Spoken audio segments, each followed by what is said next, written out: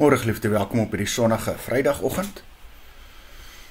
Filippense 4 vers 5 sê die vorige vertaling, wees inskikkelik teenoor alle mense. En dan gaan ons dalk wonder, wat beteken die woord inskikkelik? Kom ons gaan kyk wat sê ons 2020 vertaling. Hy sê, laat julle vriendelikheid aan alle mense bekend word. Die Here is naby.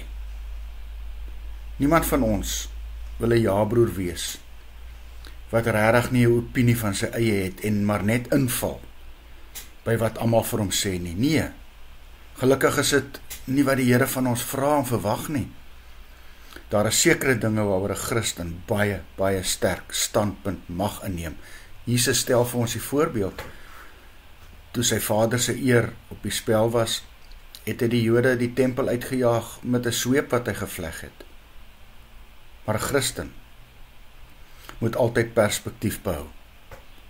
Nie alles in die lewe is so belangrik dat jy ten alle koste jou standpunt moet handhaaf nie. Onthou, jou opinie is nie die belangrikste nie. Die hoofsaak is, en dit sê hierdie gedeelte, dat die wederkoms naby is.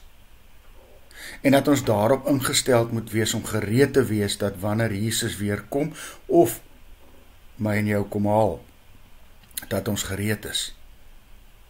Dis mos sy koms en sy opinie wat tel, nie myne en joune nie. En daarom moet jy inskikkelik en vriendelik teenoor alle mense wees. 'n Harrekwashouding is die laaste ding wat by jou status as dienaar van die koning pas. Dis ook die heel laaste ding wat mense deur jou getuienis na die Here sal aantrek. Sagtheid en inskikkelikheid en vriendelikheid sal oneindig meer bereik. Kom ons werk daaraan.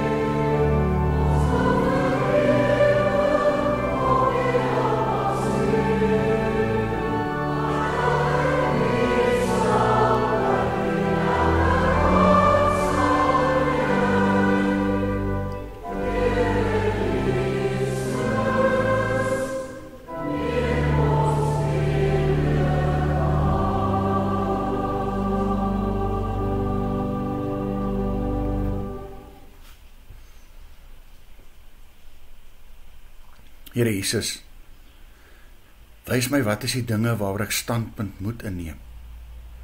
Bewaar my daarvan dat my eie opinie, my getuienis, sal aantas.